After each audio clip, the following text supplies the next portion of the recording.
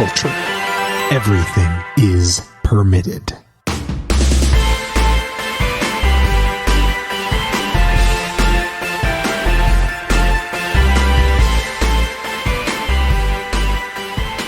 Welcome to episode 58 of Everything is Permitted here in the Zoomscape. I'm your captain and host during this trip down the rabbit hole, Julian Brown, alongside my co-host, the Man of Steel, Matt Reppert, and the Master of Puns, Brittany Tomes. How we doing? I'm tired. Yeah, I feel like it's a lazy Sunday. Maybe it's because the sun went away. It is a lazy Sunday indeed. I also want to give a big welcome to some of our other EIP staff joining us for our big animation episode. Kabria, Heather, and Rob are all here. I did unmute you guys so you could say hello for a second. Hi. Hello. Yes, we got a kitty meow. That's awesome. Yes. And then we have fake cats behind Rob, too. I'm so unsettled. We have cats on Zoom's background there for Rob. We have a real cat and Heather's. It's like the Brady Bunch. This is pretty cool in this gallery view. I like it. Yeah, it's pretty cool. Quick disclaimer. So obviously we're all still sheltered in place and it is raining in Pennsylvania. So the Brown household is full. There's kids, there's dogs. So it might just be a really interesting show in the background. So sorry about any background noise. Cecily Brown may make her debut later on in the show.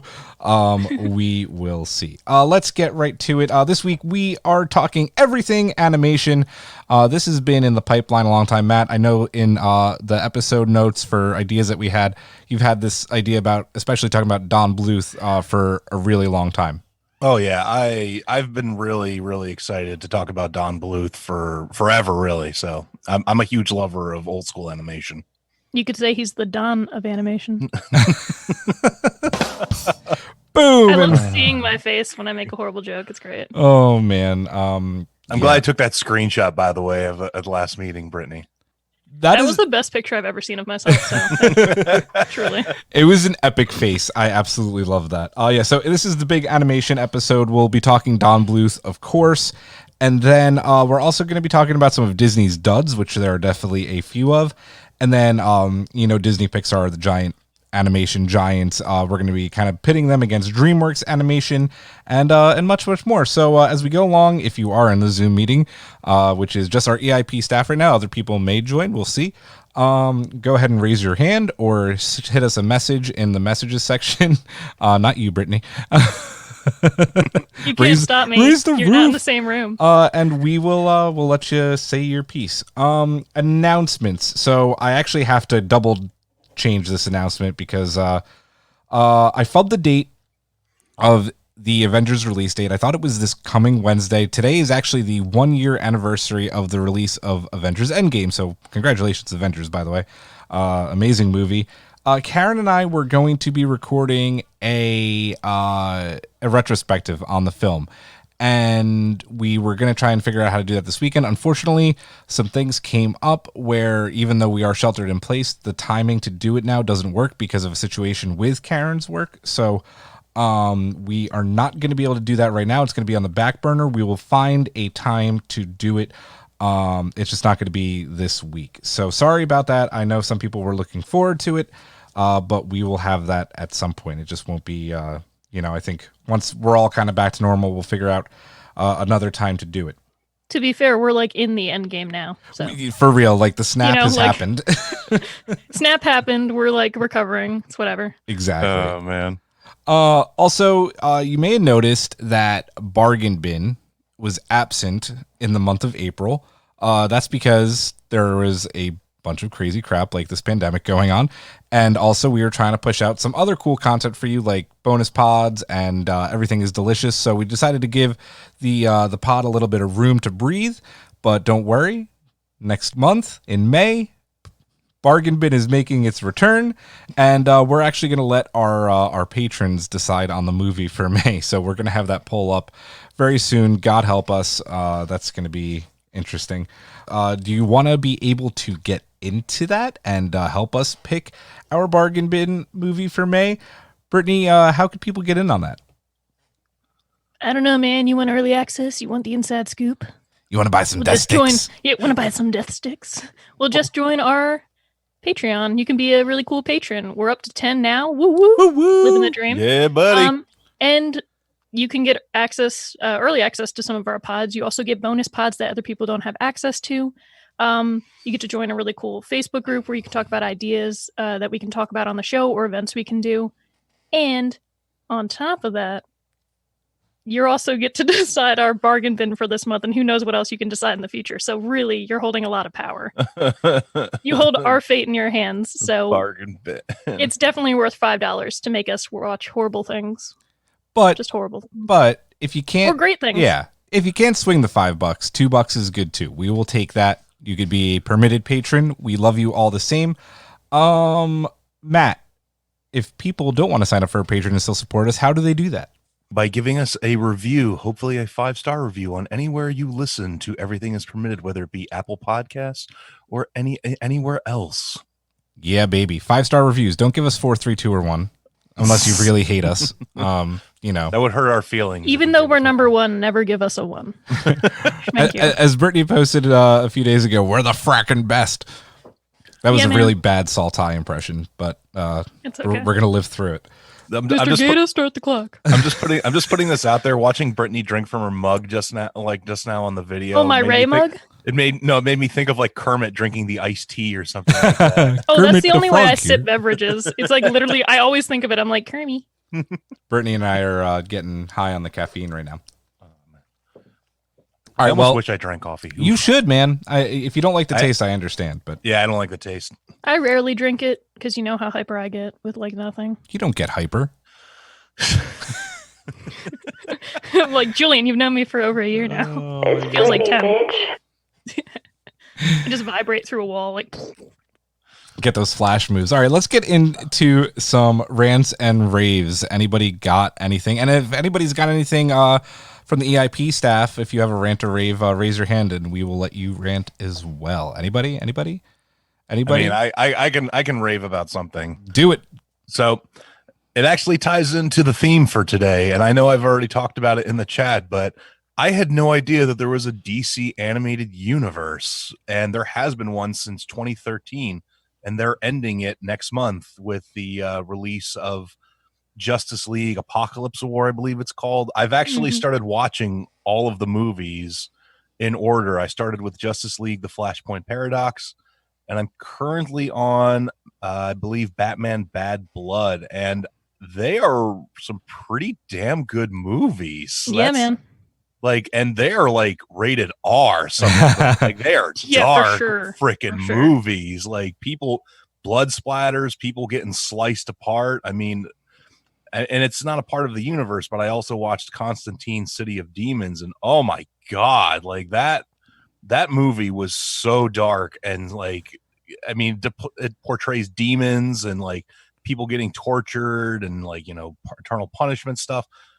But yeah, the DC animated universe, I was actually caught off guard with how good it is. And it's kind of funny because I think it kind of slipped under the radar for the cultural zeitgeist for most people, because everybody was just like, oh, DC movie sucks, but their animated stuff is killing it. Nonstop. It's a little unfortunate because I've seen some of them and they're pretty decent. I think I saw one of them you mentioned, Matt, the Flashpoint Paradox. Is that the one where he tries to he tries to go through a portal and gets burned really badly? And he basically tries to save his mother by going back in time and essentially creates ripple effects. And so Bruce is the one who dies in the alley. Yeah, and then his dad becomes Batman. Thomas Wayne becomes Batman. Yeah, and all the other Flashpoint stuff. So yeah, that one's really dark. Sorry, Brittany. I was going to say that's usually the main argument that people have whenever DC makes a new film and it doesn't do well. They're like, why don't you just make your animated films shot for shot into live action? You do it so well in animated forms, or you do these stories so well there. Why can't you do that in live action? That's always been my argument. Or that's even on TV, right? Because their TV series are good. They've had some bad seasons here and there. I know. I personally don't care for the TV shows, but to be fair, they are doing better than Marvel doesn't have a lot of live action TV shows that are doing well, other than Agents of S.H.I.E.L.D. Yeah. The shit. Brain fog. And the Netflix shows they got canceled, but yeah. No, they actually managed to do Justice League right in the latest crossover. I know Rob watched it too. Like I felt like they did such a better job than any of the movies. So I don't know. Rob has something to say. Oh, here, let me unmute him.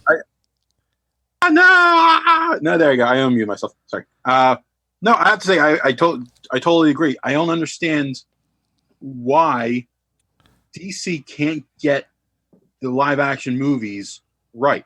Yeah. They do everything else perfect. Pretty much perfect.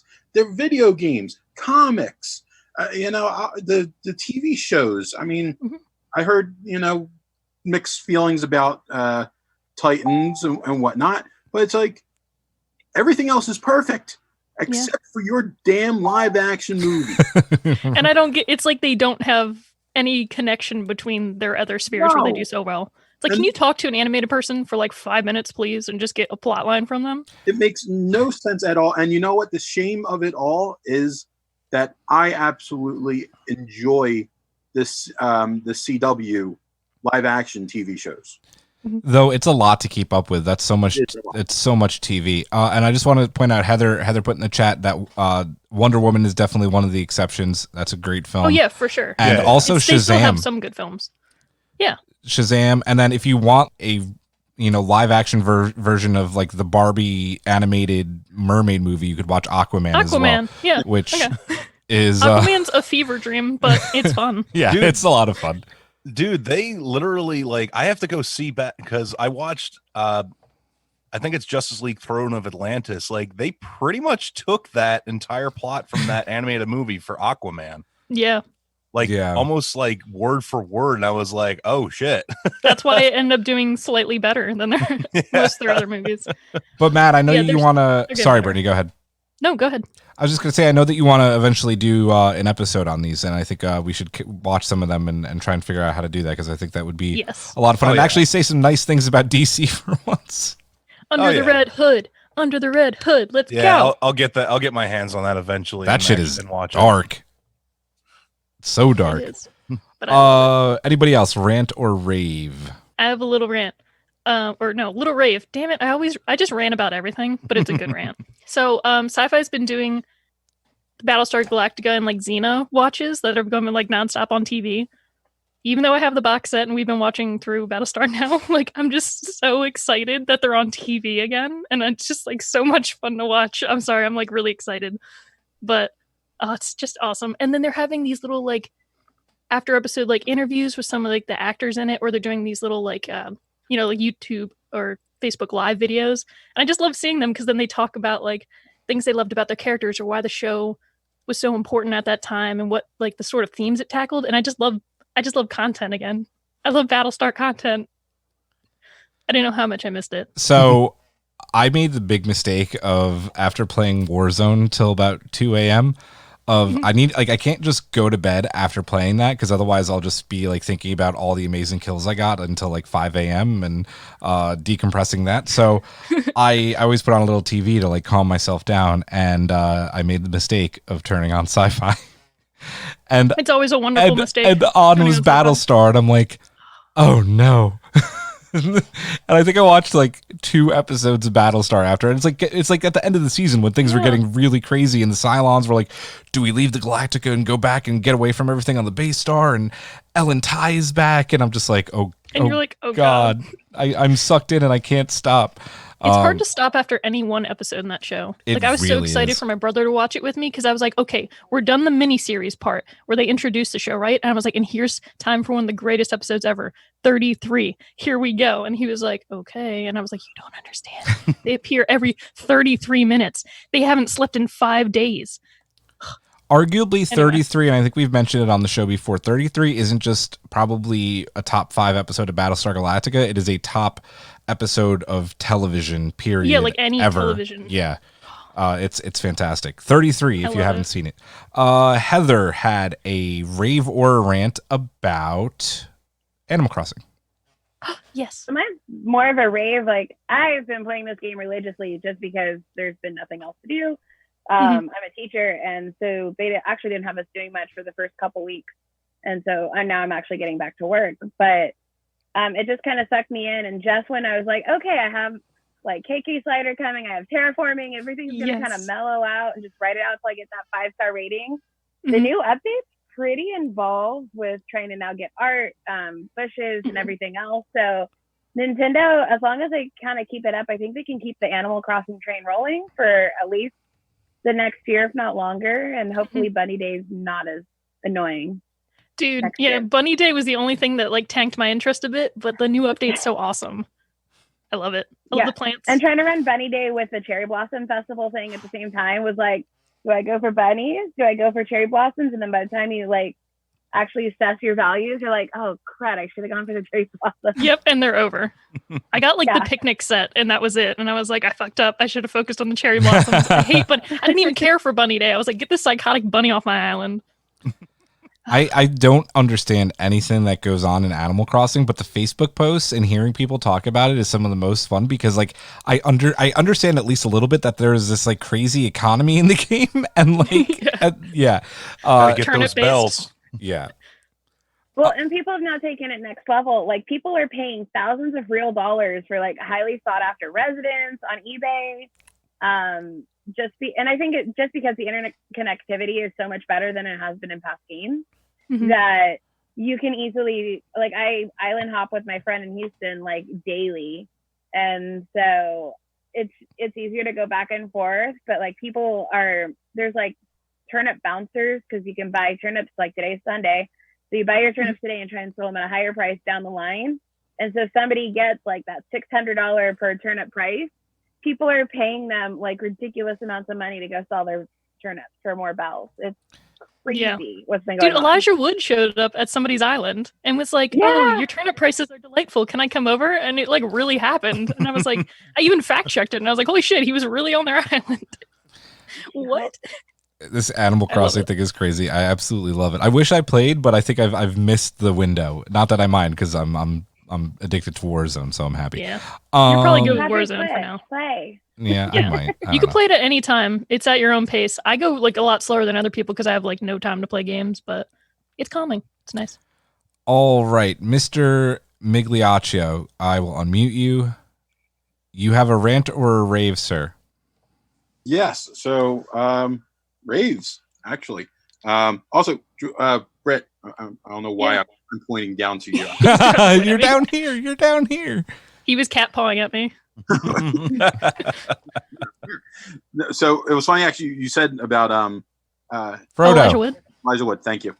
Because Stephen Amell from Arrow apparently put out his phone number, and apparently this is like new thing that all like some like celebrities are doing, where they have like this chat, like it's called like company or something like that, and it's like so you can like actually speak with them, so that they're bored. So it's like like they populate the number online and then you can actually talk to them or call in. I think it's pretty much like the actual celebrity instead of porn star version of like OnlyFans, except for real celebrities. So it's like the Cameo. Texting. Yeah, I just needed to make a porn reference for no reason at all. We needed at least one. At least one. Are we really living? But yeah, so so my actual rants, not raves, sorry, are the I am super excited, and we posted this on the EIP page about the Avatar coming to Netflix. Yep. Yes. The good Avatar, not the blue, skin. Stop it. There's nothing wrong with that movie. Have sex with their tails thing. So there's also porn for that. Yes. Jesus Christ. I love everybody just nods in the chat. They're like, yeah. So I see you. I am super excited. I'm really hoping that they put the Legend of Korra on there. I know. No, you're good. I just thought of a really bad joke involving unobtainium. I'm so sorry. Oh God. Instead of a pizza man showing up to the door, it's just like some dude who's like, I got some unobtainium. I can't do this looking at you, Brittany. I'm sorry. All right, everybody. Legend of Korra. Get your shit together. So okay. You mentioned it. I know. So there's that. And also the Peacock. I know we talked about this in the chat. Peacock TV coming to for Xfinity One members. I'm sorry, Xfinity members 1st, I believe, and it's going to be totally free. It's already out. It is out? Yeah, you can get it on your box if you're an Xfinity subscriber now, and you get premium for free as well. Oh, dang. Why the hell am I here? I got to go see Bye! No, but I heard one of my friends was trying it out, and they have this cool feature called channels, where you just select, if you want to watch The Office, and it will just pull up a random episode. Ooh. Just like you're watching TV. So like you came across the channel. Yeah, so they'll pull it up. So I mean, I think it's a cool feature. It's really cool that good guy Comcast is putting that good out. guy Comcast. We all hate Comcast. I don't. We're all from the Philly area. We know how we feel about Comcast. But I mean, let's be honest. Comcast does a lot of great things for the community, they do. And the Philadelphia and surrounding areas. But they gouge you, and their support just sucks, but whatever. I've never had bad support from Xfinity, getting way off topic, but we switched back to Xfinity from Fios because we hated Fios so much, and we went with the lesser devil, I guess. Well, let me rephrase it. Comcast support sucked. Xfinity support, okay, they're getting much better. Yeah, that's true. They should call the support line to Xfinity and beyond. Shameless Disney plug. That's right. I love Toy Story. Oh my god. Can I just say something about that channel feature though? Hold on, I gotta shame Brittany. Shame. Shame. Okay, carry on. Be alive. So, one of the best things about the FX Now app used to be that they had the Simpsons randomizer, and it would just put on a random episode of The Simpsons, and it was the best thing because there's so many episodes you don't want to have to choose. Mm-hmm. And when you just want to sit there and watch something mindless, it was the best. So I actually appreciate that channel feature because you're just random episode, cool. I need that for South Park and everything else thousands of seasons. Yeah. So I just wanted to say that that's actually something I wish more apps had. Yeah, I'm stoked. I know Cecily watched Shrek on it the other day, so we have it. It's cool. I think it's only available for Xfinity subscribers right now, and I think it comes out to everyone in July.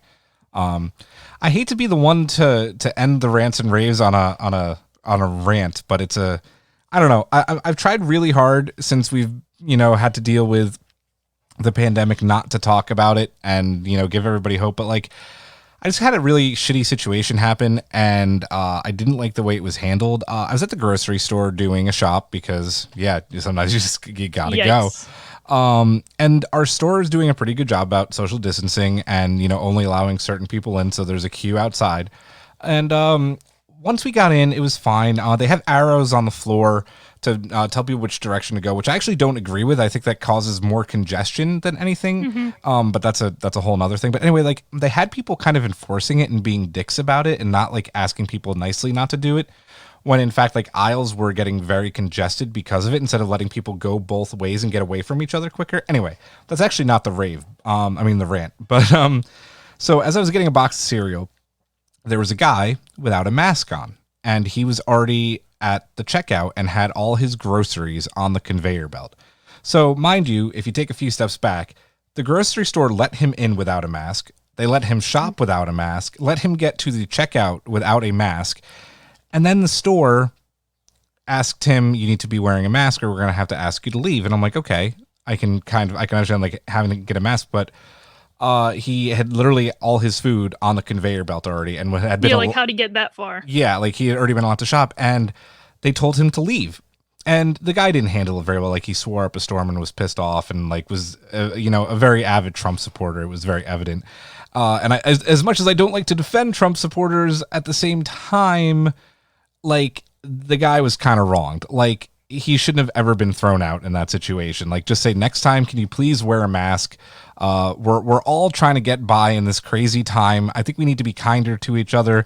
Some people may not have access to masks. There's so many different factors, and I think it could have just been handled so much better. So if you're listening, if you're an employee somewhere or you're a customer, remember to wear a mask. And if you don't, it's okay. We understand, but just handle situations better. We're all struggling. We're all stressed out. We all have a lot going on. And we need to handle situations like that better. To be fair, he might have injected Lysol right before going into the store. Or taken a UV sunbath beforehand too. You never know. Could have been radioactive.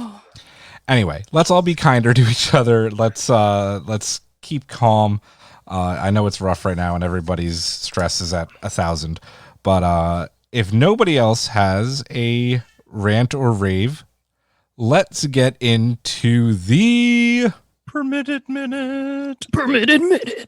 The permitted minute. And I'm going to unmute the rest of the EIP staff because everybody is doing the permitted minute this week. So we'll see how this one goes. Everybody's permitted minute.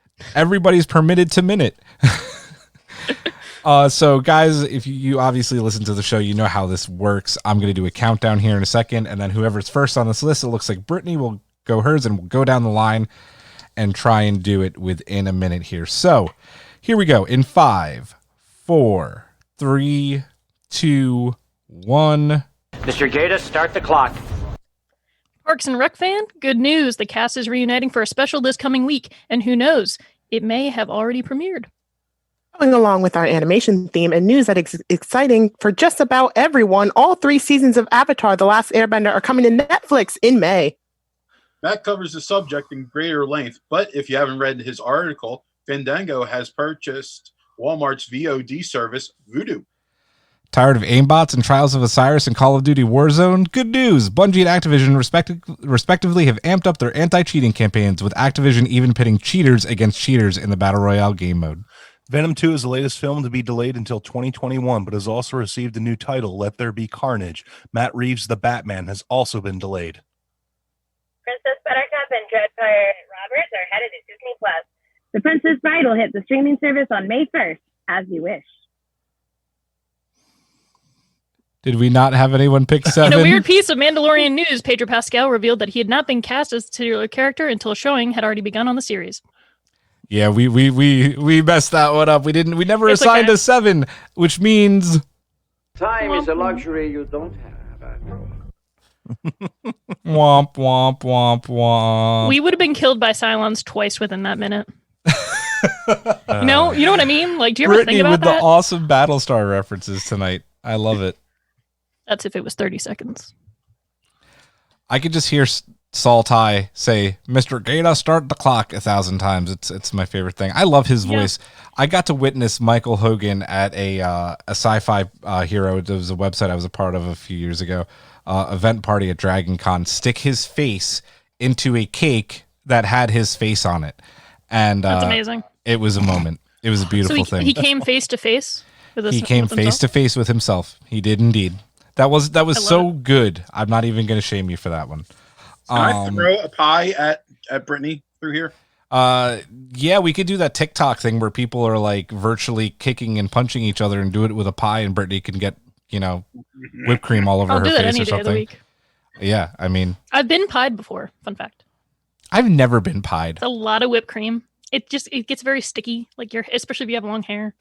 And that's what showers are for. Ding ding. I was about to say another thing, and I was like, maybe It's fine. We're maybe moving on. 3 porn references in one episode are not good, but Julian's out of control. Quarantine has gotten to him. it has, man. What's wrong with you, man? The internet is for porn. It's not simple thank enough you, to be a Avenue lesbian Q. over here with my hat backwards and my tank top on. There's porn for that too. Jesus Christ. And there's the third. Okay, before I get kicked off my own recording here, let's go right into our big animation episode, and we are going to start with the man, the myth, the legend, Mr. Don Bluth, and talk about some of his classics. And Matt, since this is your baby, I'm going to let you go. Talk about Don Bluth a little bit, and then go right into maybe a couple of your favorites. So Don Bluth is one of those guys who you probably are aware of his work and more than likely have seen some of his work, even if you don't know his name. So just a quick rundown of who Don Bluth is. He basically kind of came up in Disney during their golden era, and he actually was an assistant animator on Sleeping Beauty, The Sword and the Stone, Robin Hood, and The Rescuers. So he basically already had cred going into this whole thing. So eventually Don Bluth, for whatever reasons, I haven't been able to do the full research as to why, he left Disney and was like, I can do better movies. And this was kind of around the time when Disney started sliding downhill, that he kind of set off on his own and started doing his own movies. And some of the movies he put out, especially in the 80s, are arguably like some of the most classic animated movies that, you know, anybody's ever seen, like The Secret of NIMH, An American Tail, The Land Before Time, All Dogs Go to Heaven. And in the 90s, he put out Anastasia, a personal favorite of mine. He had quite a few bombs in the 90s, and his last movie he actually did was Titan AE. But Oi. Yeah, I actually like Titan AE. Even I enjoyed it. It wasn't a great movie. The only thing I remember Titan AE for is the Creed song in the trailers, and there was a lot of alternative music there. But yeah, Don Bluth movies are they're what I call like they're animated movies that you think are for kids, but in many ways they are not for children, like at all. But I watched them as a kid, and Don Bluth is one of the few people who tackled like very adult things, but in animated movies, which, you know, as I said, like, because I watched The Secret of NIMH not too long ago, and I was like, when Nicodemus dies, I was like, oh damn, like this is a really dark, it's an intense film. Yeah, it's a real, like, you see blood from like the characters getting sliced and stuff like that, and I'm like, this movie came out in 1982, so I mean, it came out the same year I was born. And it's, once again, like Don Bluth was tackling these very serious issues and very serious storylines, but in an animated movie, which, like, honestly, they haven't really done that much recently. So yeah, that's my quick little rundown of Don Bluth, the man, and his movies. But as for his favorites, as for some of his best, I already mentioned basically a good chunk of them. Like The Secret of NIMH and American Tail are like two of my most favorite movies ever, period. Like their animation, their storyline, like they're classics, and I'd fight anybody who says otherwise. Yeah. I agree. I really agree with that, though, because I mean, I'm thinking about, because I mean, we'll go back to our Battle of the Birth Years episode, but like I was born in 88, and that's when Land Before Time came out, and that inspired a whole generation of kids to like love dinosaurs. My parents weren't letting me watch Jurassic Park when that came out because I was 5 and they thought it was a little too scary for me. But it definitely inspired a lot of curiosity in kids. Like I remember The Secret of NIMH, Fern Gully's another one of his. Oh, I love Fern Gully. American Tail, Five Hole Goes West is my favorite out of the two. I thought he did Thumbelina. He did Thumbelina, not Fern Gully. I thought he did Fern Gully. He didn't do Fern Gully. Yeah, I don't think they were competing films. But it's okay. They're all magic. I mean, having said that, Fern Gully's still awesome, and you know, I love Fern Gully. And you know, they did the live action version in Avatar. Hey, Fern Gully. Like saw Anastasia, and he even has a Broadway show. So we have the Anastasia Broadway show touring. I got to see that in November, and it was amazing. Oh man, my sister-in-law and I are obsessed. Oh my god. I just remembered Broadway exists. You know, like it's such a dark time right now. I'm just like, oh shit, it would be amazing. I have to say, even though I know this is technically a game, but still has his animation in it. There goes Brittany. Dragon's Lair. Talking about Dragon's Lair. And Space Ace, bitch. Yep. And actually, I was just looking up real quick on IMDb. We apparently, in 2020, are supposed to get a Dragon's Lair, the movie. What? Yeah. Yeah, we'll see how that goes. He did like some kind of crowdfunding or something like that, I think, a while ago for it. So yeah, I mean, I used to, you know, I love Dragon's Lair. That's always a great game. Honestly, Anastasia definitely is one of my tops. And also, just looking through some stuff and kind of surprised this kind of fell through the cracks so far. All Dogs Go to Heaven. Yeah, that's on my list too. Yeah, that was on my list. Sorry, I have a bunch listed. No, that's okay. I mean, I just love most of his films, so I could take like Eddie from the. Yeah. Oh God. Yeah. Exactly. He has such a small. You know, unfortunately, you know, just looking at it real quick, it's a small catalog, but it's still a pretty decent catalog. It's funny because it is small, but it's also like vast if you think about the films themselves. Like, you know, like An American Tail is such an adventure. Anastasia's like, they're all these big adventure epics. I mean, most of them are. You know, and All Dogs Go to Heaven, maybe one of the it's not exactly an adventure.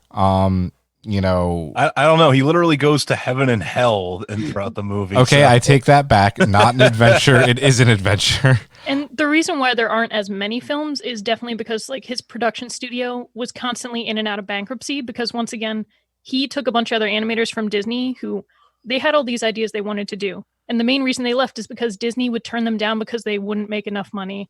And they wanted to stick to specific ideas. And the animators felt that the movies they were doing under Disney, as much as they loved being animators, they didn't feel as magical as previous films they worked on. So Disney was kind of going through this decline in films at the time. So they left to make their own production company. They made Secret of NIMH, which was like, boom, huge success, has a cult following. They did some video game stuff, but then unfortunately there was the video game crash that happened in '83. So as much as they made a shit ton of money on Dragon's Lair, they pretty much had to file for bankruptcy the year after. So it was basically hit, bankruptcy, and then it was kind of like flop, flop, hit, flop. So unfortunately, that's why we don't have as many films. And even the films that were successful, companies that backed them barely paid them enough. Even Steven Spielberg barely gave them enough money to make an American Tail. They had half the money a Disney film would have, basically. So actually, it's funny that you bring up Steven Spielberg because I was just looking at something, and with Steven Spielberg also coming off of Poltergeist, Bluth, we have, and probably a lot of people don't remember, Amblimation. Mm-hmm. Yes, which actually did make American Tail, Five Goes West. Yeah, Balto. I love Balto. Yes, Kabria is all about it. Freaking Balto made me cry when I was a kid. And also another movie that made me cry, in which Heather jarred my memory with, We're Back, A Dinosaur Story. Yo, We're I love Back. that movie. We're Back is amazing, first of all. Kids I've signing, never like seen literally, when I talk about signing things and I say like, oh great, now we got to sign in blood, like that's the movie I'm referring to. That shit was wild. I read contracts all the time. They're like terms and conditions. I'm reading that shit because we are back. Yeah. The movie is so emotional. Just Mr. Screw-Eye was terrifying. And then I cry every time I watch it. It's such a great movie. I love that movie. Yeah, I love your guys' enthusiasm because I haven't seen some of these, and I know I have to go back and watch them. Yeah. For me, it's always gonna be an American Tail. I love the music. I love Fievel so much. Mm-hmm. And it's just so epic, and obviously it holds a special place in my heart because it's New York. I don't know. Concrete jungle where dreams are made of. Now I just want to sing the song. You got me. You're welcome. I mean, also Show them Alicia American Keys plug. Tail also has like a really like a real, because it's basically like the Cossacks essentially trying to massacre the Jewish population and all that, because it's like them attacking and burning the village, and then here come these cats wearing like having like big Russian mustaches and having like their Russian hats on. And it's like, you took like what was essentially a dark and terrible thing and actually like made it almost funny in a way, but it's not at the same time though, just because like the whole scene is terrifying when Fievel's being chased by these cats and like, in the tea kettle, and they're like pulling off the top, and he's like running around, they're looking around it and throw it and all that. That's on the ship, right? When they're no, the ship is after that. That's after. That's right. Yeah, I don't get how people can watch that film and like not get how immigration is important. Right. You know what I mean? Yeah. Like that they talk about genocide and like a massacre, and then little Fievel, little Jewish Russian mouse escaping to the US, and you're like, I love you, I'll protect you forever. And then I mean, obviously it's so stereotypical of me to say, but my first two, it's American Tail and Land Before Time. I mean, if you don't cry every time you watch Land Before Time, there's something wrong with you. Get up, Littlefoot's mom. Yeah. God damn it. I want to eat that damn leaf. It looked like my tree star. Sequels for it too. Yeah, I think they're still making them, if I'm not mistaken. Don Bluth himself doesn't believe in sequels for good reason, but other people have made sequels. That's all I'll say. Oh man. And then there's just like Matt, you mentioned it, the very just odd one on this list here that does not seem to fit with any of the other films on this list, and that's Titan AE. And it wasn't horrible. It wasn't I think the epic that they were hoping it was going to be. If I remember correctly, it did not do terribly well. They were like experimenting with digital, yeah. which was first of all something they weren't completely comfortable with, but also once again, because they didn't have huge budgets for a lot of these films, they failed a lot with promoting. So like when Titan AE came out, people didn't take their kids to see it and also didn't go to see it themselves because they're like, is this for kids? Because like these are totally the people that did like Land Before Time. But at the same time, like it looked kind of dark, but they're like, they also did Secret of NIMH. So like shit might be fucky. So like it ended up that like nobody knew if they should see it or not. So they just didn't see it. I actually saw Titan AE in theaters, and it has like one of the reasons I remember it because it was the last movie I saw with my first girlfriend when we were still dating. So that's one of the reasons why I remember it so well. And Titan AE ruined your relationship. Julian, same joke. Oh man. I remember seeing it in theaters with my sister, and she was watching it. God, within the last like 5 years before I moved to Northern California, and I remember watching it. Like the animation just didn't work for me, and then I was thinking it was like whatever they did, like Treasure Planet did it and made it look prettier. Yeah, you're not wrong. It was in fact a dud. It had a budget of 75 million and only made 36.8 back. Oof. Yeah. Damn, can I have that budget in my life? Right? Our show would be amazing. It would. We'd have. It already is amazing. We'd have a studio and everything. Anyway, Titan AE. But you know that should not be a stain on his career because Don Bluth was absolutely amazing and gave us some amazing childhood memories like Fievel and like Littlefoot. Yeah, the dude's a legend. Even though, like Rob said, it is a smaller catalog when you actually take a minute and look at it. I personally am glad his catalog, even though it is small, is like so good. Like, yeah, like his later movies, like A Troll in Central Park, Pebble and the Penguin, are not good movies at all. Period. I like ever. Pebble and the Penguin. I mean, if you like it, I'm not gonna say you're wrong, but. Well, Troll in Central Park makes me sad. Well, let's remember one thing here with Don Bluth's like animation studio or whatever. Amberlin Animation wouldn't have been a thing with Steven Spielberg, which after Amberlinmation, or however you pronounce it, Amblinmation, thank you. We probably wouldn't have gotten DreamWorks. Yeah, not wrong. DreamWorks Animation. Also, key point. We wouldn't have had the Disney Renaissance because Disney finally had a competitor once they left and they started churning out some of these films. They were like, oh shit, we got to pick up. So they ended up hiring more animators, put more money into their projects, and then we got things like The Little Mermaid. We got Beauty and the Beast. Like, they went hard because in the 80s, they were kind of losing to Don Bluth's films. Oh, absolutely. So then by the 90s, when they had a lot of flops and, you know, the Bluth company was kind of going down. I feel like I'm talking about Arrested Development when I keep mentioning the Bluth company. But then Disney was like churning out these hits, which is why I think it's important. They're like, there needs to be competition. Yeah. The 90s Disney's was, I know we're going to talk about it, but 90s Disney's animation was simply the best. Well, that's actually a great segue into when they were welcome. Yeah, they were not doing good films and putting out some crap and maybe some stuff that wasn't crap, but just was not, I guess, received as well as some of their other films.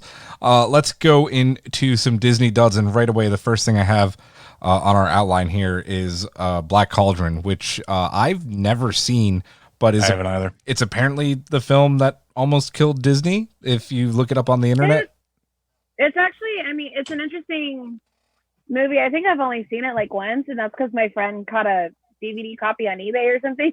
I think it might be on Disney Plus. I need to go back and look. It's dark and like, I don't know, like the color palette in it makes it really funky. Like it's not dynamic like what you would expect out of Disney. It seems very watered down, and I don't know, just like the look of it, the story's meh, but I don't know, like the overall feel of the movie is just kind of like, I don't know why Disney thought that was a good idea. Yeah, it's like they were going for Sword of the Stone, but it like not the same effect they wanted. Black Cauldron is on Disney Plus. It is indeed. I find that it's just largely forgettable. Because as much as I love like 80s and dark fantasy, like Black Cauldron is never on my list for being like, oh yeah, that one's awesome. It's just kind of like, technically the female lead is a princess, and people like every once in a while you see like the Disney like crazies. They're like, oh my god, she's a Disney princess too. Why not? And it's like, because to be a Disney princess, you have to sell merch, and she never sold anything. Yeah, they should try again now. I'll buy her merch. I'll support. It's funny, as I was looking for Disney duds. There's a few animation movies, and I know you guys already mentioned Treasure Planet as well, but which I disagree with. a lot of the films that Disney did that weren't duds, and I know this is the animation episode, were actually their attempts at live action film in the 90s and 2000s, to be fair.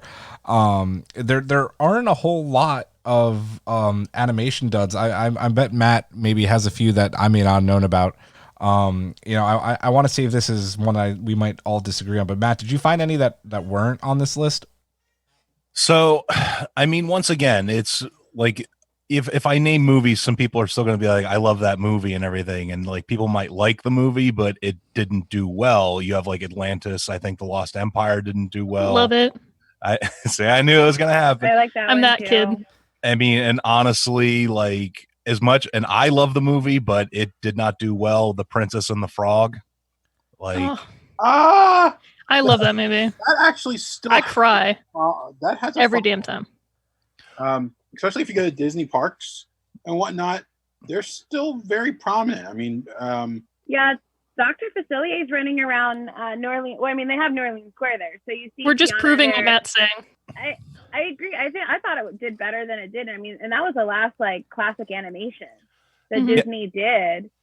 I watched a video on like Walt Disney Animation like a little while ago on YouTube. I forget the channel, but this guy did a pretty exhaustive research, and he pointed out The Princess and the Frog like made less money than like Tangled, Wreck-It Ralph, Meet the Robinsons, I believe, even Chicken Little, which were all computer animated movies. And he said that kind of was like the nail in the coffin for traditionally animated Disney movies, because it's like, all right, we invested all this money to make these beautiful animated movies, and it doesn't make as much money as a computer one does. So that's essentially what signaled the shift to what they do now, where it's Frozen, Big Hero 6, Zootopia, Moana, Ralph Breaks the Internet, Frozen 2, and all that. Yeah. Home on the Range was where they made that shift also, because that's when I visited Disney World, and I wanted to be like in animation because I love drawing and stuff, and I was like, Disney's so cool, let's do it. So my mom took me to the animation studio, and they taught us how to draw like Tigger, and I was super excited. And then they were giving this presentation. They're like, yeah, but unfortunately, we're making a shift to 3D animation. It like destroyed me. I was like, what? You're not drawing anymore? Like, I was done. Yeah. I stopped drawing. I was Home on the Range is going to be the last one you draw, the one about cows. And then later on, they did like Princess and the Frog.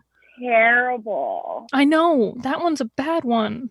Like, that was Chicken Little though. Both of those were just kind of like the early 2000s, like Disney, they weren't kind of like clicking, and then towards the end of the decade, like when they got to, I thought Princess and the Frog was really good, and then like Tangled came out in 2010. Yeah, and then Frozen happened, and everything just exploded. So, well, accurate. I would say, Frozen definitely made things explode, but I think like the two ones that really just got everybody like, okay, this is gonna work and this is really good, were WALL-E and Up. You know, because I think those were both before Frozen. And, it was like 2008. I mean, both of those films are just fantastic. I'm getting away from duds because those are two fantastic films. Kabria, I want to give you a chance to go to battle, because you've been talking about it in the chat since this morning, and it is on the list as a dud. But I think actually everyone in the group right now does like this movie, and that's Treasure Planet. Oh boy, Treasure Planet. So like, I understand, it being a dud because it might not have gotten the revenue that other movies might have gotten. And I understand, that aspect of it, but this is just such a beautiful movie. It's so beautiful. And the story, in my opinion, is so compelling. And you have a wonderful main character who's flawed and that you want to root for. And then even just the villain in the movie, like he has depth, and I'm losing words right now because this movie is just so good. I love Treasure Planet. The fact that it takes from like literally it's Treasure Island but redone. Absolutely. Like, I think it's the best version of Treasure Island outside of just being a normal Treasure Island. Like, whoa. No, I'm going to stop you right there. Muppet Treasure Island? I know. Muppet Treasure Island. I agree. I was actually going to add, like, I think that's part of the problem for like our generation though, who like had Muppet Treasure Island, because that was so amazing and so great. And then Disney came out with that, and it was like, it tweaked it a little bit. So it was amazing. But I think like Muppet But it's no Muppet Treasure Island. All the remakes is the absolute best. We need. I love them both for different reasons. But yeah, I agree. I knew somebody was going to mention Muppet. I'm like, obviously that's the king. But this was like a cool twist that it was like futuristic sci-fi. They got ships in space.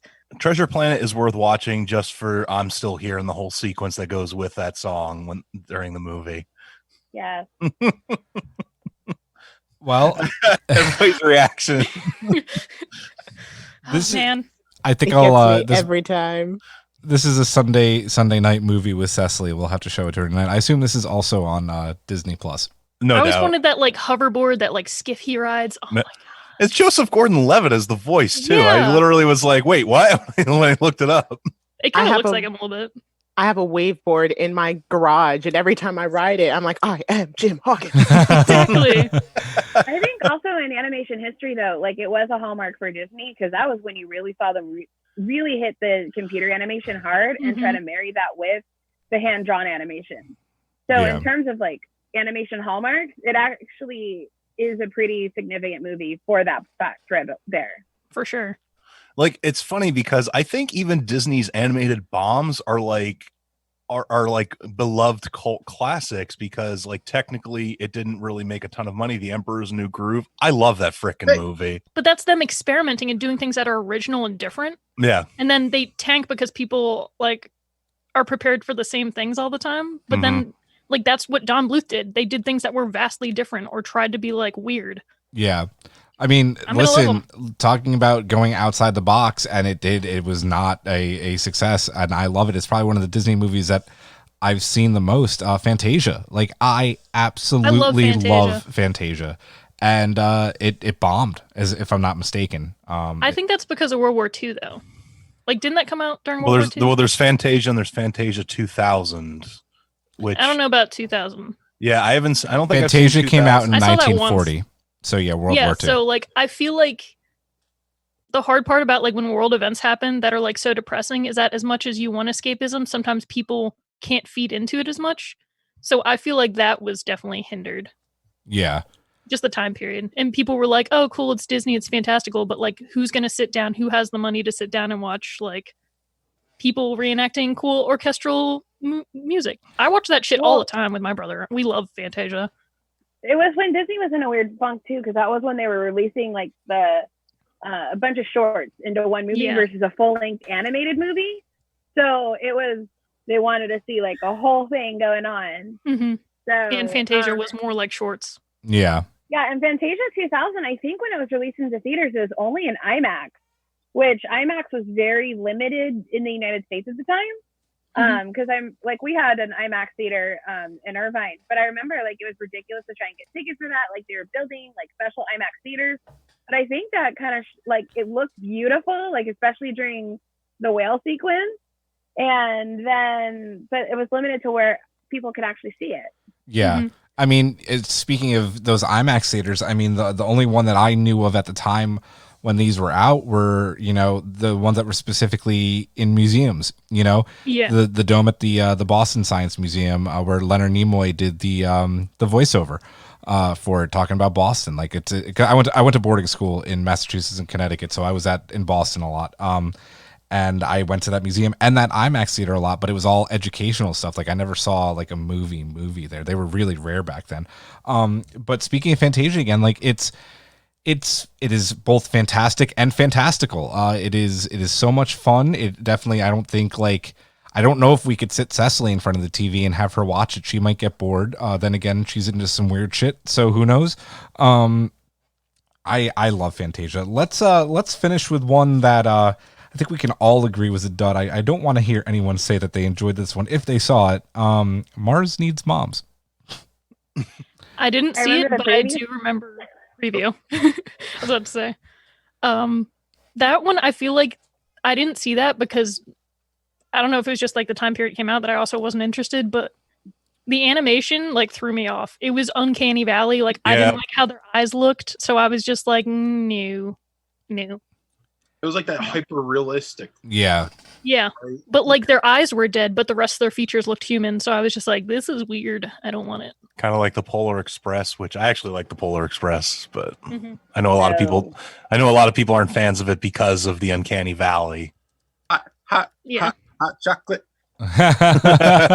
Tom Hanks really carried that film all the way to the North Pole. Does, Yeah, I think that's it. The animation. Yeah. And I don't think the plot was cool.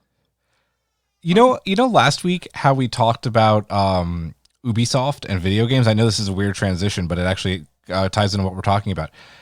It was one of Disney's live action failures. They, I guess, produced and put out the Prince of Persia movie. Yeah, they did. I did not know that. That's on my list of flops.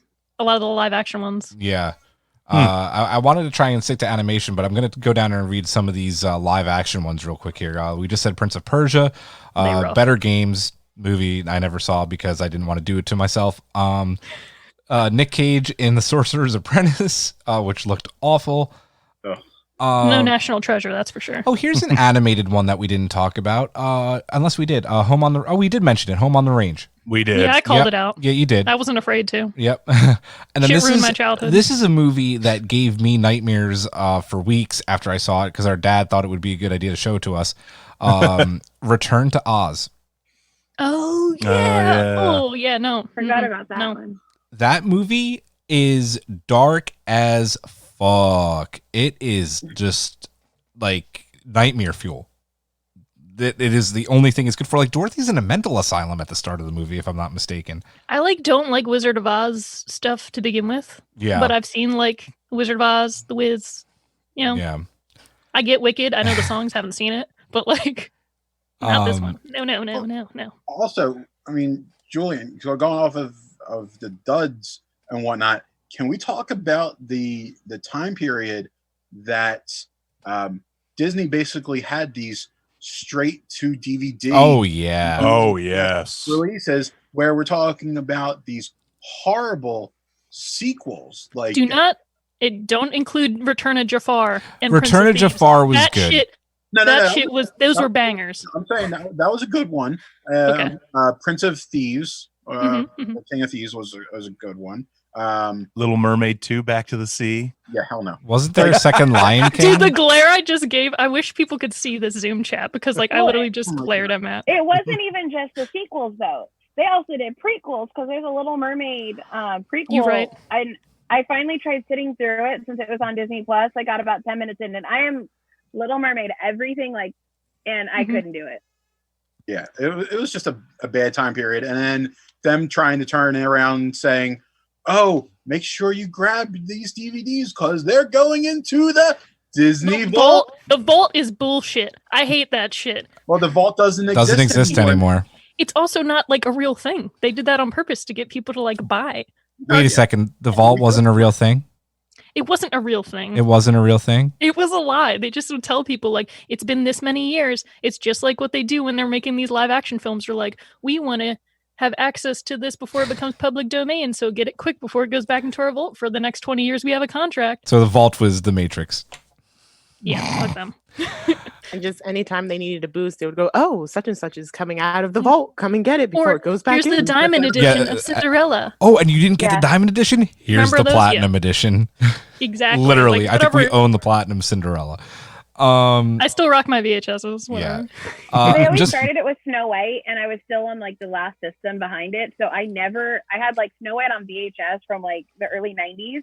Mm-hmm. And then they did the Diamond Edition, but that was before I had a DVD player, so I missed that. And then they did it on screen. I was like, crud. And so finally, when I was digital, I was like, okay, I'm buying this stupid movie because I teach that cartoon, or at least the Grimm's version, and I compare them side by side. So it's I finally own it, and so at least at digital, I can take it into my classroom. And if you're good at something, never do it for free. Disney in a nutshell. Disney in a nutshell. Let's talk about going from duds to some of Disney's most success and a big competition that they had for a bit. I guess still to a point. Brittany, go ahead before we continue. Do you want to know my favorite duds for movies are? Milk duds. Yeah, yep. I stole that one from you. Ha, ha, ha. I wanted to say it at the very beginning of the episode, but I couldn't. That is one big pile of shit. Milk duds kind of look. They like look. that That's why I sometimes. did that. They look like If they little. melt a They little look bit like at the little bottom of the poop box. pellets. Yep. Yeah. I think I killed Rob just now. Rob's dying. Teamwork makes the dream work. So let's move on to Dreamworks. Oh, snap. Ooh. Oh, Brittany. Shut up, Wesley. I Okay. feel like we need someone to do a Z-snap for that. Remember when that was cool? I was always hoping Zorro would do that, but he never did. Oh, that would have been Just like epic. a sword. All right, let's move on to Disney Pixar versus DreamWorks. We could, I guess, talk a little bit about Pixar's brief split from Disney. We'll see if we get to it or not. I do want to just ask the question immediately. Is it even a contest? Yes. Yes. And I think there needs to be. Thank God there is one. Depends on the movie. Because I think like for a while they were kind of coming out side by side, and then finally DreamWorks started doing different things. And I thought it was funny because the entire time I sat there watching Onward, I was like, oh my God, this is Shrek in modern times. Yeah. Not even. Shrek is such a better movie. Yeah. I have so many bad things to say about Onward. I know we already reviewed it. I just did not like that movie. Well, here's the thing with Shrek. I mean, you have Onward. Onward was okay, but it was Disney being Disney, and there could have been just so much more with it. Shrek takes the fantasy, was one of the first movies, animated movies, to take this fantasy, once upon a time, shtick, and turn it on its head and kind of make it adult themed. Yeah, it was comedy gold. It was pretty much a Still is. satire. A satire for all ages, pretty much. You had jokes for everyone. And it's a freaking for sure. It's one of their best movies. And it's still moving on and going and making money to this day. And there's a Broadway show. Mhm. There's a great very ride good at one. Universal. The Shrek never has to end. No. No, what? You don't like the ride? It's not right. It's a freaking 4D. Okay, I'm sorry. 4D experience. Rob said Shrek yourself before you wreck yourself, son. Wreck yourself, Julian. Shut up, Wesley. But like that's still like that. I mean, I'm gonna look it up real quick. But that They don't have it anymore. no, they do. Well, no, you guys don't. California we doesn't have it anymore. Yeah, this was in I think Florida. it's Panda Florida now. still has it. And Florida was one of the first ones, and they still have it going to this day because obviously, now DreamWorks is kind of owned by Universal. Florida's Right. kind of out of control. It's like its own Bermuda Triangle. So But It really is. California probably has their shit together, but Florida just does whatever Well, we the fuck they actually want. have a working movie studio, so we need to make room for that. Boom. 'Cause it's a movie studio that we built rides around and have Yeah. to make room. And Mm-hmm. I would agree that it is a contest. I mean, DreamWorks still puts out great movies. I know Matt and Rob both, and and thank God Matt introduced them to me because I had never seen them. The How to Train Your Dragon series. Oh, so good. That's like peak DreamWorks, I think. I mean, I'm looking through DreamWorks' list of movies, and it's like they release a lot of freaking movies, like way more than Disney does. And they're vastly different. Yeah, and I mean, they basically go from like really good to crap, really good, crap. Because I mean, I could rattle off some of these to you. Like you got like Shark Tale, which Yep. Oh, that was I so mean, I bad. gotta admit, I'm surprised they survived that because Shark Tale, even though I've never seen it, everything I've Hey. seen about it looks like nightmare fuel. People saw it just for Will Smith. I was one of those people. I love Will Smith as a kid. I was like, cool, Men in Black, let's go. He's a fish now. I mean, they did movies like Over the Hedge, Flushed Away. Flushed Away was actually good. I I don't know if you've seen it. It was fun. don't think I've seen it, but It's weird. Freaking mouse. At the Honestly- same It time, worked. go ahead. honestly, I think the modern movies, like, I mean, obviously they did Trek, which kind of put them on the map, but to me, like, Julian already mentioned, like How to Train Your Dragon in 2010 Mhm. is where I was like, all right, DreamWorks can really produce like good stuff that's emotional and kind of hits me. Have you seen know. Megamind? Yes, I like Megamind's one Megamind. of the best superhero movies ever made. Yeah, I love Megamind. Like, It's such a great cast. I mean, their films are diverse. I like that. and their DreamWorks. See, this is where I think DreamWorks takes it to a next level. Is that their voice casting is phenomenal. They got some heavy hitters Mhm. in their corner for when it comes to these movies, and it's not just like oh yeah, here's the one star, of it and being the main character or whatnot. No, they're bringing in the whole cast that is pretty damn big, and there's some hefty star power behind it. Yeah, Kung Fu Panda was like out of nowhere, and it blew me away. I love that movie. All three of those movies. I want to ask this question though: is having star power, like big name celebrities, does that make these animated films better? Because I look at some of these other films that Disney Pixar did, and they don't have big names at all, and they are still as emotionally well done and just well done every other way, without any big names. And I think to be fair, even the Dragon series didn't have big names attached to their cast. Voice acting doesn't need big names necessarily. It depends on how you use the actor, because and I know she's a YouTuber, Lindsay Ellis, did like a very good video breaking down Robin Williams playing the genie in Aladdin and how that signaled the turnover from like Disney doing, and this applies even to DreamWorks, is they basically, rather than having an actor play a character, like Aladdin was marketed, Robin Williams is the genie, blah, blah, blah, blah, blah. And Robin Williams was very upset with that for the longest time. And I think that if you go the route of taking an actor and saying, we want you to be this character, we don't want you to be blah, and so on and so forth, then yeah, it fits. Like, and I mean, as I said, I'm looking through DreamWorks' movies, and I mean, they got a lot of good stuff in here, like Rise of the Guardians. I love that freaking movie. That movie's amazing. Yeah, you got Chris Pine, Alec Baldwin, Hugh Jackman, Isla Fisher, and Jude Law are the main cast in that movie. I mean, like that's a pretty hard hitting cast just from the word go, and that's before you even know anything about the movie. So. They also did Prince of Egypt, which I think is fantastic. I love Prince of Egypt. Speaking of a crazy cast. And Joseph, too. Yeah. So on my sheet, I wrote right here, like just what I wrote for DreamWorks, like our films that I've seen and I wanted to talk about. And then these are the Pixar ones. I love Pixar, but the amount of films I feel like they've done that aren't just the sequels to a hit they did really well. Like they did Toy Story, which is awesome. But then you'd have to count like 2, 3, and 4 to add to their great films. Whereas like with DreamWorks, yeah, they've had a lot of like flops because they put out so much. But of the good films they have, like I could just pick around this list. It's like Monsters vs. Aliens was awesome and unexpected. Like it was a different story. Megamind was a different story. Madagascar, different story. Like Kung Fu Panda, like all this came from the same animation studio, but they're taking chances.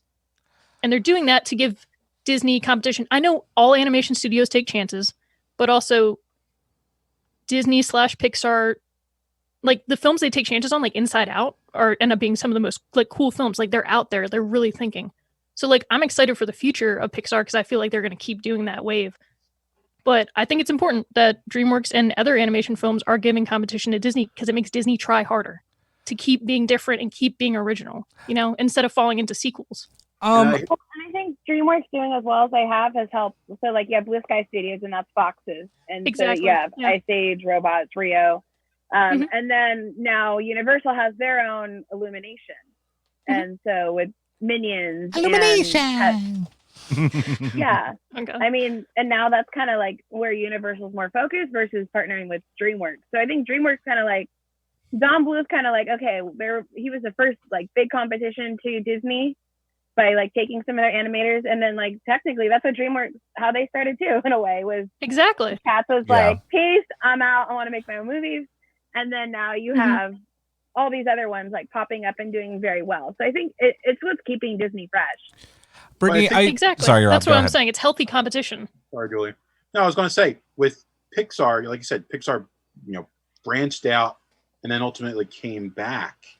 I think I really hate to say it, but I kind of think Pixar is one of the saving graces of Disney animation at this time.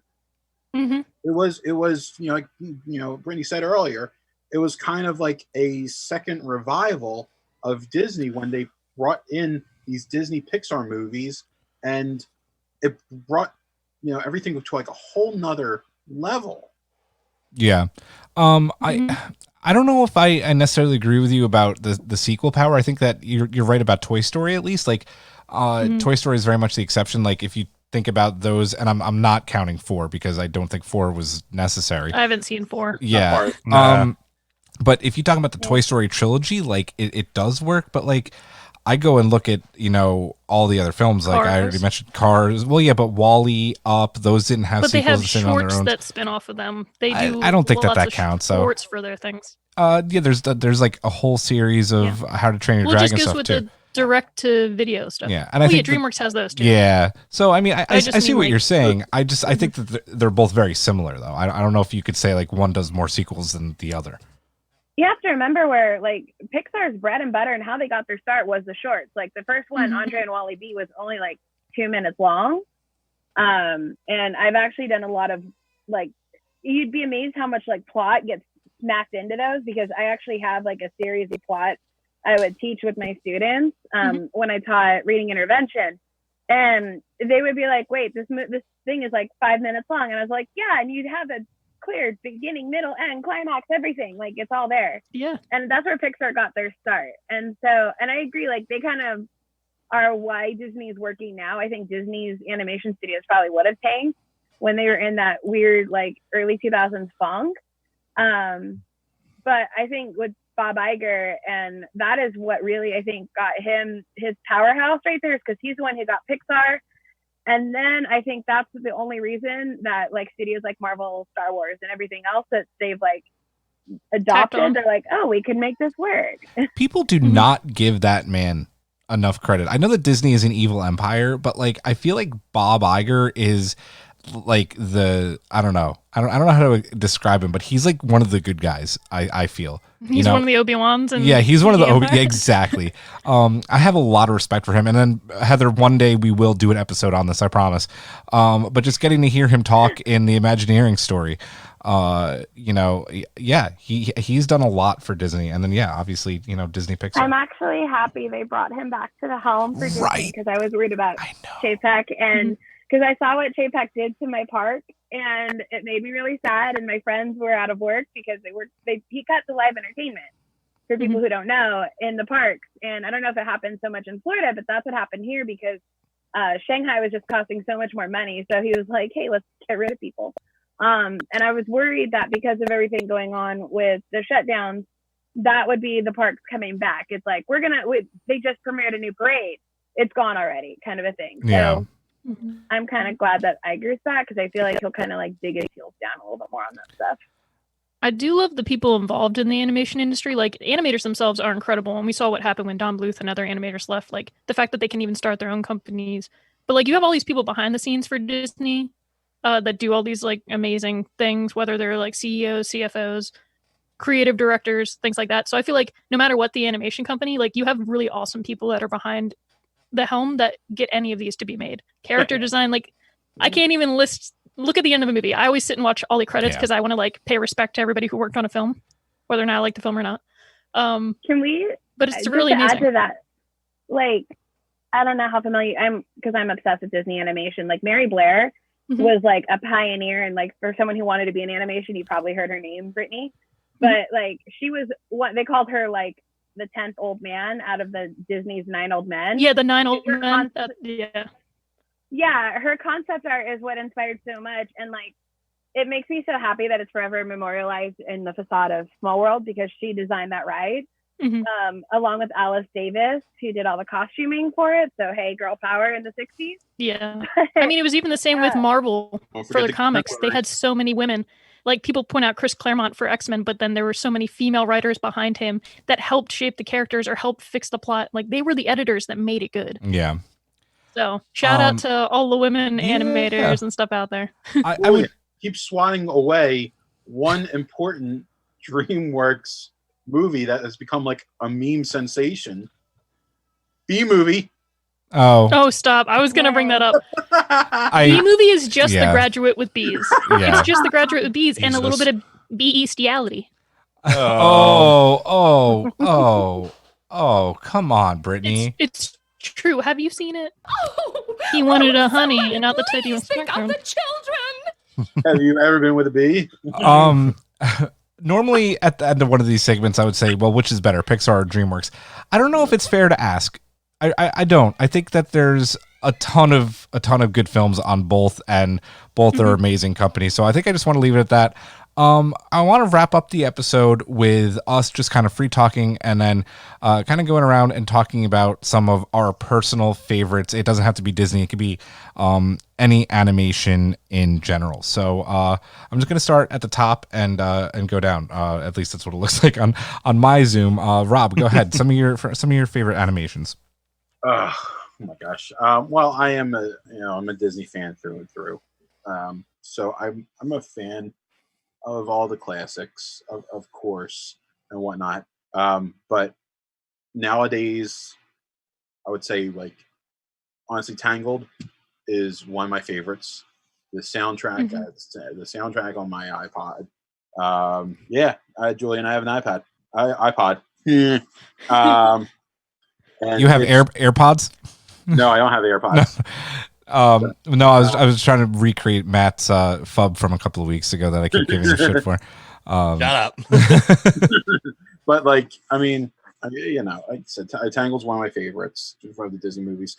Toy Story always has a special place in my heart.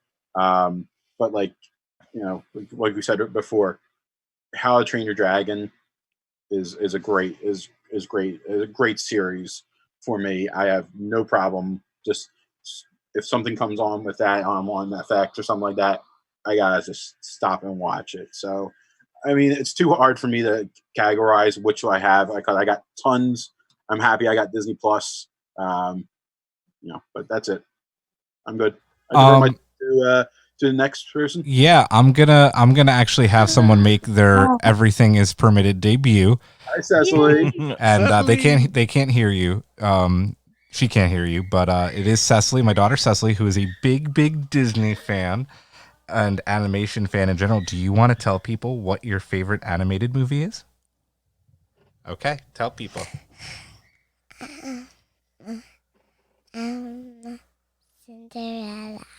Cinderella. That's a good choice. Not the answer I was expecting. What else do you like? I know. What else do you like? Monster House. Yeah. Monster House?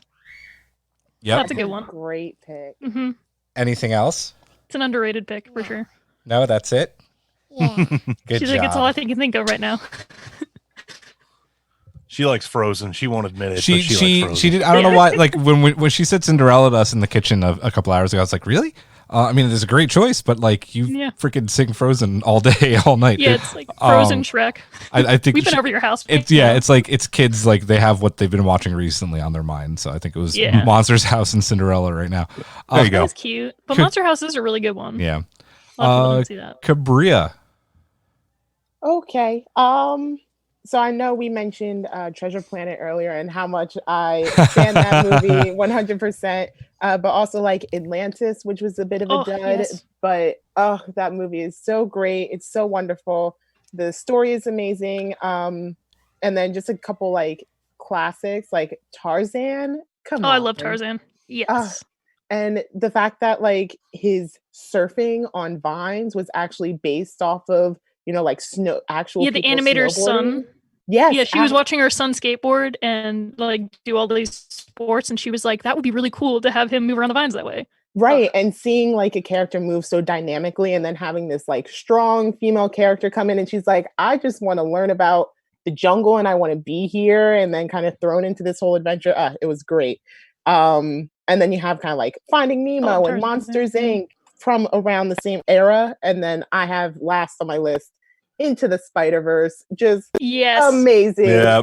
Thank you for saying that. It's on my list as well. Great story. I can't talk about it enough. I'll watch it all day, every day, 24/7. Amazing. And she probably wouldn't think of it right now because we haven't watched it in a bit, but Cecily absolutely loves Into the Spider-Verse, which shocks us because it's very like it's advanced. I mean, and she loves it. I have to say something about the movie real quick because the actor who plays Too Much Pizza, Peter Parker. Peter B. Parker. Yeah. Totally fine after the breakup, Parker. Yeah, totally fine after the breakup. He actually, the actor, did a really cool thing for kids who were stuck, ours about, and did if you email me, it might take a little bit, but if you email me, I will send you your kid a voice recording of me as Peter, And I sent him an email, and a couple of weeks later, I got one, and Cecily was just blown away. Oh, it totally worked. That's amazing. I'll edit it into the show so everybody can hear it. It's cute. really cool. So, hey, this is Peter B. Parker from Spider-Verse. First, I heard you liked my movie, Spider-Verse, and I want to say I appreciate it. And so does Miles, Spider-Gwen, all of us. We all really appreciate that you liked the movie, and you've been talking about it a lot. I know you're stuck inside these days, and I just want to let you know that, well, so am I. I'm here in Queens.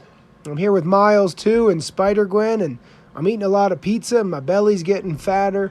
And I just wanted to send you a note to let you know that this period will end.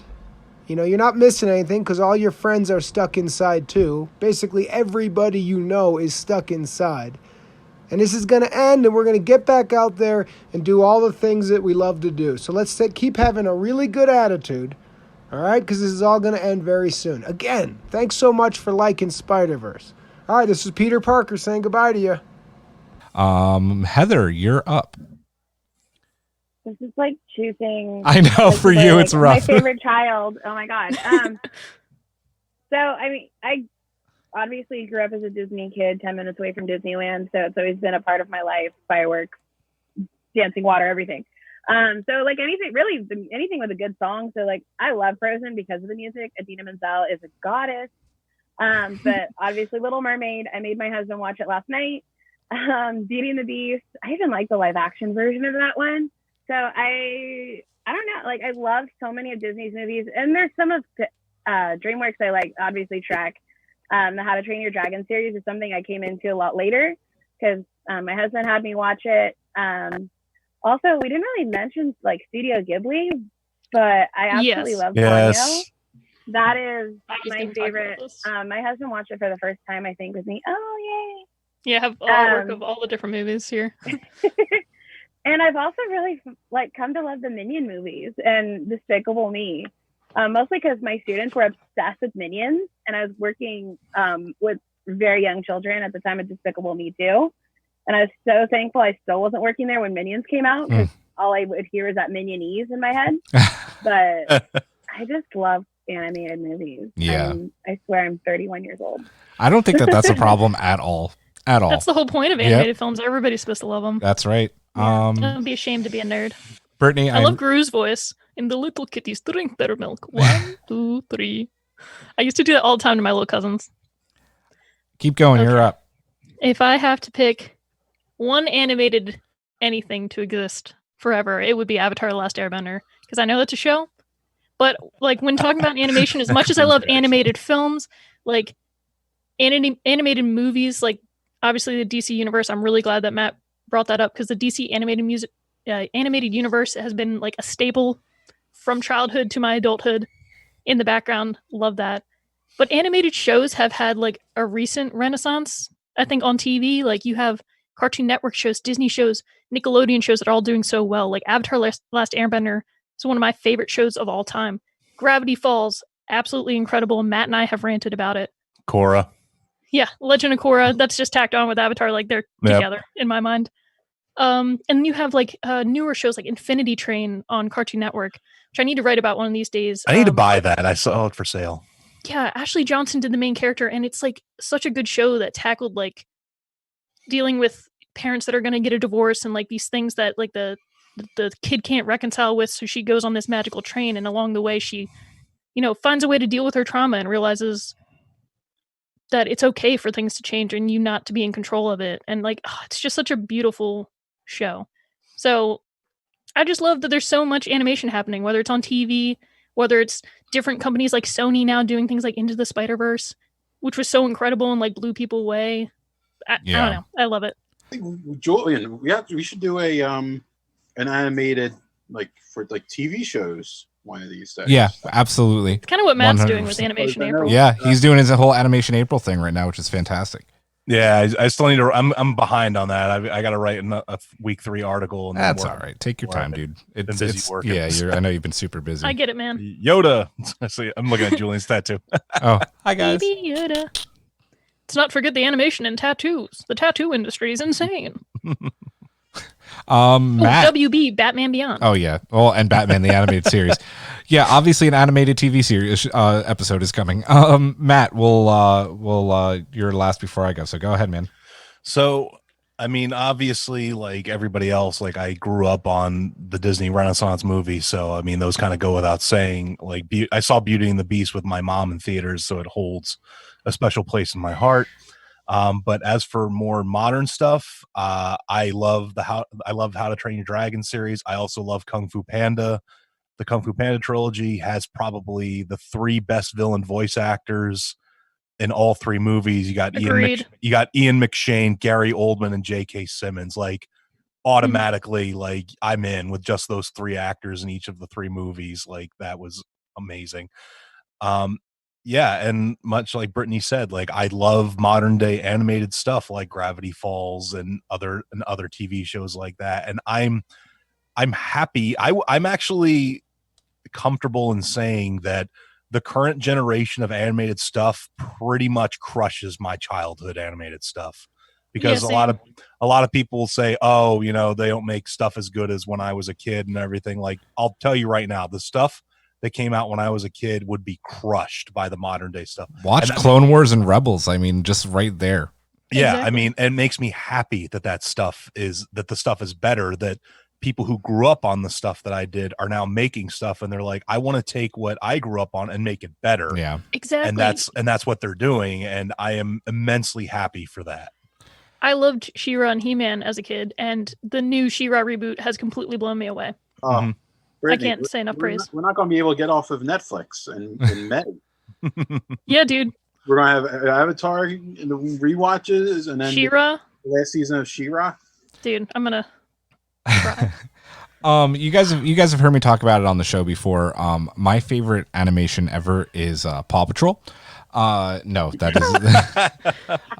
You just made Jeff Mitchell's day. I just made Jeff. That was strictly for Jeff Mitchell. Julian has a love-hate relationship tantamount to Best Buy with Matt. Yeah, exactly. No, it's not Paw Patrol.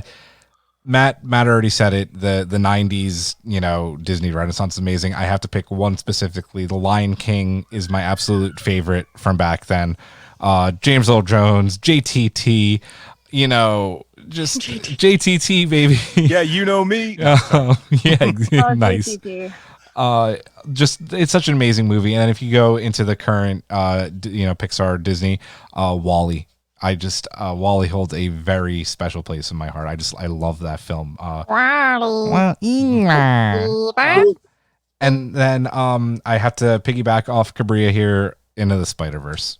What's up, danger? Exactly. Not only tears, the movie itself, but the soundtrack is just so utterly fantastic. You can't get enough of it. So those are my 3. Does anybody have anything else that they want to add before we wrap up? I got one thing. I gotta sell a bet between me and one of my friends. So I watched Hunchback of Notre Dame last night. Good movie. It is one of probably the most forgotten, underrated Disney animated movies. So my friend was saying that Hellfire, which is incredible.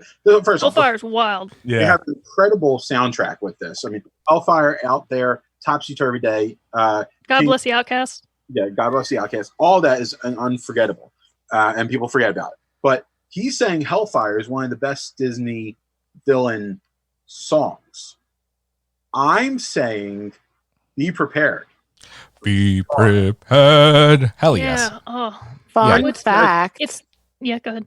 Fun fact, the voice actor who played Scar, when he sang Be Prepared, he gets to a line and it goes, "You won't get a sniff without me." He went at it so hard that he damaged his vocal cords, and they had to get a separate voice actor to help with Scar because his vocal cords got so damaged with that one line. Yeah, Jeremy Irons, when he tried singing it, and they got Jim Cummings to do the rest of the singing. And I think that's kind of what started spurring up the idea of saying, okay, you know what? We need to have voice actors for the main characters for the parts, and then singing actors for the actual songs and whatnot. So that actually started with Princess Jasmine. the voice actress for Princess Jasmine couldn't sing or didn't want to sing or whatever, so that's why they had Leah Solange. Leah Salonga. Salonga, yeah. So she was a singing She's a voice Broadway for singer. Jasmine. Yeah. So they didn't. That was, I think, the first time they did it, and then it's kind of along that vein. The voice actress for Meg and the singing voice. I didn't realize the singing voice was Susan Egan, who also was the first Belle on Broadway. Nice. Yeah, they always get good Broadway singers to pull that stuff. We are a bit over time, so we have to wrap it up. I know we could talk animation for hours and hours on end, which is why we will do a TV animated episode very, very soon. Rob, Kabria, Heather, thank you so much for joining us for this episode. It was so much fun. It would not have been the same without some more people joining us for this. There's so much awesome animation to talk about, so thank you. Thanks for having us. Thank you. Let's not forget to pay respect to the wonderful people that do the Zoom backgrounds we use. Yes, thank you to them as Amazing animators well. and Photoshoppers on the just a quick bit of business. Hopefully, I think that we are going to be having some restrictions loosened up by next week. If so, we may be recording at Wade's again. Not entirely sure. We're going to talk about it after this, but that would be exciting. So that's going to do it for our episode. We will be back next week. For Rob, for Cecily, for Kabria, for Heather, for Brittany, for Matt, I'm Julian. This has been Everything is Permitted. Have a good night.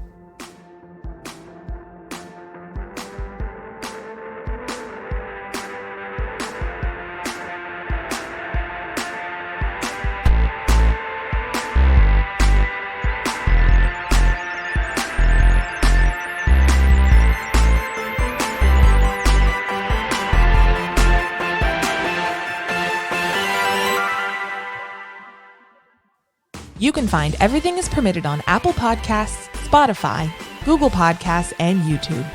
Everything is Permitted is produced by Rob Migliaccio, Nikki Veazey, and Geneva Stein-Shivers. Our executive producers are Michael Cox, Brittany Tomes and the Tomes family, and Julian Brown.